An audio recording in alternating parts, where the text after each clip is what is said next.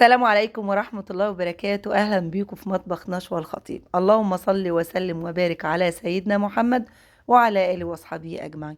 تنسوش الدعوة الحلوة من كل أبويا وأم بالرحمة، ربنا يرحمهم ويغفر لهم ويسامحهم هم وأمتنا جميعا يا رب العالمين. طبعا شايفين الجمال وشايفين العظمة وشايفين بقى الإيه، الحاجة اللي تفتح النفس. كل الناس دلوقتي بتبتدي تشعبن يعني ايه يا نشوى؟ يعني ياكلوا رنجة وفسيخ وسردين وملوحة ويستعدوا لرمضان، يعني بيهيئوا المعدة لاستقبال رمضان. ده على اساس ان احنا ما بناكلش خالص.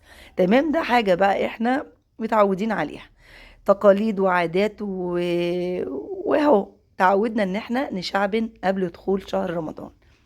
تمام كده.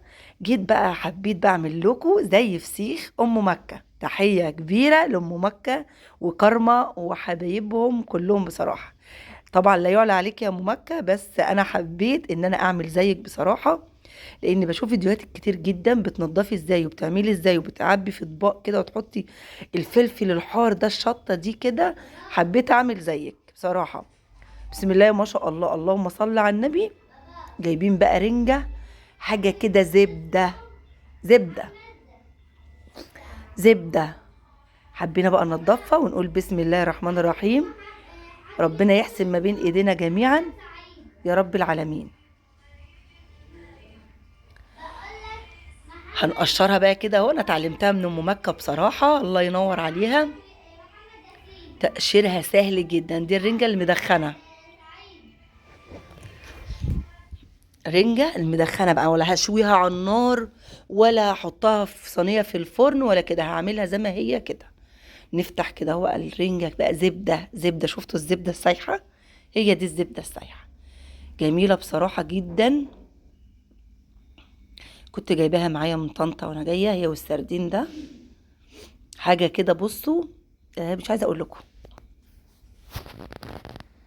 نضفها كده واحدة واحدة.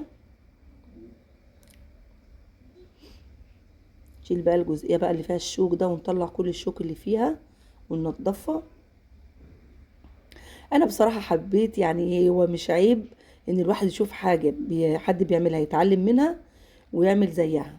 انا كنت الاول بشويها وبقطعها وبعملها سلطة رنجة واظبطها وكده، لكن بصراحة عجبتني ام مكة بصراحة ما شاء الله عليها. انا طبعا ماليش في الفسيخ، انا بموت في الرنجة وفي السردين، فحبيت ان انا اعمل زيها. طريقة تنظيفها كويسة وسريعة وسهلة، وربنا يكرمها ويرزقها يا رب من حيث لا تحتسب، لانها انسانه مكافحه. انا بحبها جدا جدا من زمان. بحب بناتها ما شاء الله عليهم عسليات، ربنا يشفي لها كرمه يا رب، يشفيها كده. طبعا انا مش جايبه حاجه من عندها عشان اعمل لها دعايه ولا اقول لا، ده انا جايبه من عند ام مكه، وبصوا جمالها ام مكه وحاجه ام مكه والكلام ده، عشان ما حدش يفكر ان انا بعمل لها. لا، انا بقول الكلام ده فعلا حقيقي. انا بحب الست دي لانها ست مكافحه، ست كويسه ما شاء الله عليها. بحب بناتها قوي قوي قوي، وهم بيصوروا معاها في الفيديوهات بحس كده ان هم، يعني بموت فيهم عسليات كده. ربنا يرزقها يا رب برزقهم ويوسع عليها، اللهم امين. طبعا يعني انا بذكرها ليه؟ لان انا افتكرتها فعلا ان انا اتعلمت منها تنظيف الرنجة ده. انا اتعلمت منها، لقيتها في تنظيف الرنجة حلوة قوي، بتعمله بطريقة جميلة قوي، عجبتني بصراحة. فانا ذكرتها لان انا بحبها ومشتركة عندها على الفيسبوك وعلى اليوتيوب، وبحب اتابعها وبحب اشوف اللايفات بتاعتها وبناتها معاها الصغننين الامارات دول. بس فانا بقول كلمة لان انا حابة الشخصية دي، بس مش بعمل لها مثلا حاجة ولا انا واخدة حاجة، لا. الحمد لله. دي انا بقى بقلد ام مكة، بعمل زي ام مكة. الفيديو كله النهارده لحسابك يا ام مكة. كده تمام. بصوا القشرة بتاعتها سهلة ازاي وبتطلع، وبتفتحيها كده من فوق، جميلة بسم الله ما شاء الله. بصوا قلبها وردي كده محمر، حاجة كده زبدة زبدة. والله يا جماعة الرنجة دي عسل. انا جايبة الكيلو ب75 جنيه، بصراحة كيلو ب75 جنيه.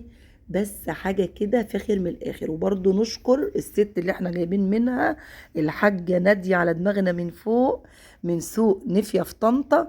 حاجة كده رنجة عسل. كل بتوع طنطا يا جماعة، كل بتوع نفية واهل بلدي يجيبوا من الحاجه ناديه. الحاجه ناديه دي اللي قبل مطعم ابو عمرو، احلى رنجه منها انا بجيبها تحفه بجد. بجد الست دي ست طيبه، وبنجيب منها من زمان، من ايام ما كنا لسه اطفال صغيرين. بحب اشجع الناس كده اللي انا كنت بجيب منها من ايام ما كنت لسه طفله. بصراحه ما شاء الله عليهم، حاجتهم كده فوق الخيال، ما شاء الله. يعني ربنا يبارك لها يا رب ويرزقها كده ان شاء الله يا رب. دايما كل ما انزل طنطا اعدي اخد منها رنجه وسردين. رنجتها تحفه كده، وتحسي ان انتي فعلا بتاكلي رنجه بنفس. بسم الله ما شاء الله.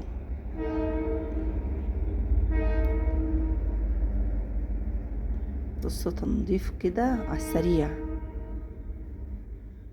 شيلي كل الشوك بقى وكل الحاجات اللي فيها كده وتطلعيه،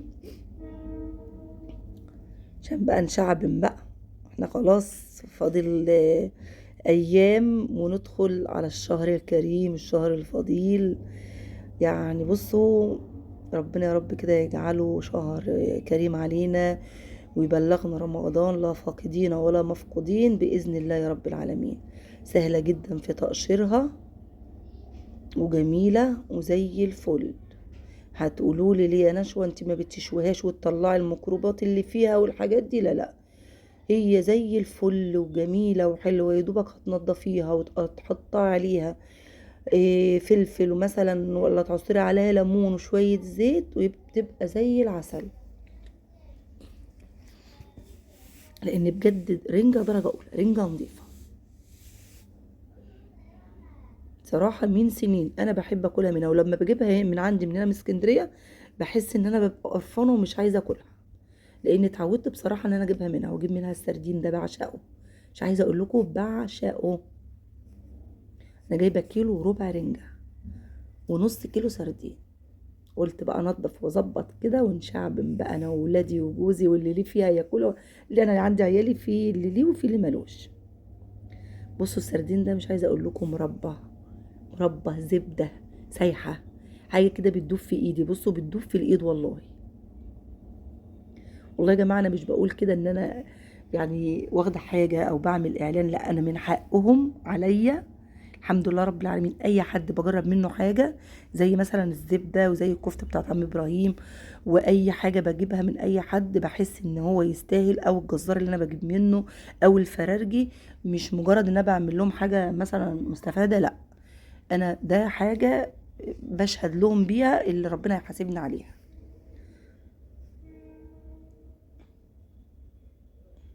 بسم الله ما شاء الله. زبده، بصي تشيلي كل الشوك بقى كده، تحسي بقى ان انتي بتاكلي كده زبده سايحه في ايدك، حاجه كده تحفه. القشرة يعني في اللي بتطلع بقى منها بتزفلط في ايدي من كتر ما هو زي السمنة كده، سمنة. بصوا الحتة عاملة ازاي بتتفصص كده، فبتزفلط في ايدي بصراحة. بس ما شاء الله ما شاء الله.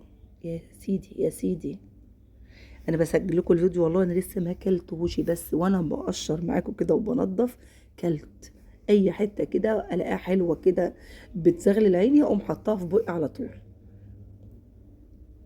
بسم الله ما شاء الله، جميلة جميلة جميلة ما شاء الله. ايه ده؟ حلوة. اه معلش بقى دخلوا علينا كده وانا بسجل. بسم الله ما شاء الله. اهو كده سامعني كده.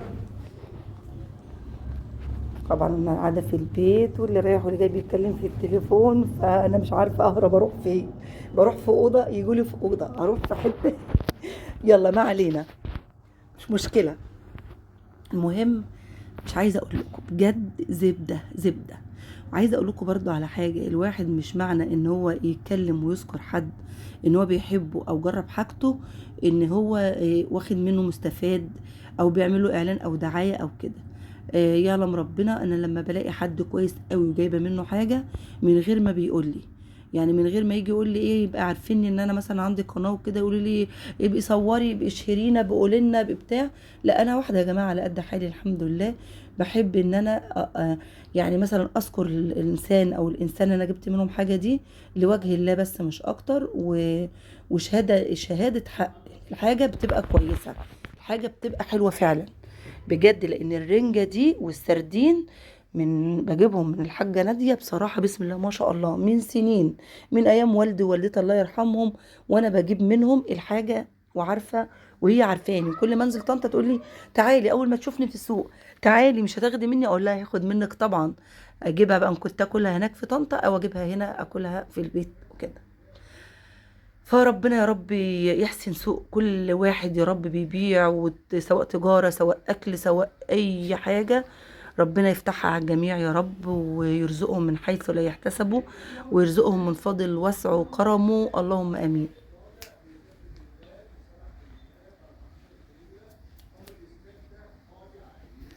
دي بقى مش عايزة أقول لكم آخر سردينة دي يا جماعة بقى بلدي، بلدي بعد الميزان. قالت لي بص السردينة البلدي الحلوة دي خديها بقى دوقيها وجربيها. بس فعلا يا لهوي مش عايزة أقول لكم ايه ده، ايه ده. دي بقى كلتها، دي انا ما استنيتش ان انا احطها في الطبق. بصوا بقيت اقشرها كده واحط في بقي، اقشر واحط في بقي من كتر جمالها. اطفي النور يا ادم. بصوا بقى بسم الله ما شاء الله، برضو حبيت اقلد ام مكه. بقلد ام مكه بقى، بتقطع بقى في اطباق كده وتحط بقى مش بصوا يا لهوي، يا لهوي. لما بتفرج على فيديو لام مكه بحس ان انا عايزه اغرق، اغرق كده في قلب الحاجه اللي بتعملها. حبيت بقى ان انا النهارده اوهم نفسي ان انا مع ام مكه، وانا جايبه من ام مكه وهاكل من حاجه ام مكه. صراحه انا اول ما الفيديو بتاعها بيظهر لي او اللايف بخش على طول جري. بصوا الرنجه وجمالها، بصوا الحلاوه والجمال والزبده والمربى والعجميه والملبن، حاجه مش عايزه اقول لكم. والله مش بتكلم واقول كده عشان طبعا يعني كل واحد ليه رزقه، كل واحد وربنا بيرزقه من اي حتة. بس جميلة جميلة جميلة جدا. شايفين الطعامة يا سيدي، يا سيدي، وشوية الفلفل بقى، الشطة الحمرا دي اللي بتحطها تلعلع، وعصرتين ليمون وشوية زيت ذرة كده، وحطي وكلي، واللي بقى حبيه في الاطباق وقفلي وشيلي، وقال ما تحبي طلعي كلي. شوية زيت صغيرين كده لانها هي اصلا كلها زيوت. بصوا ما شاء الله. نجيب بقى طبق تاني بقى، الكيلو وربع عامل لي طبقين محترمين. بصوا ما شاء الله، بصوا اللون بتاعها والطعامة والجمال، ملحمة كده.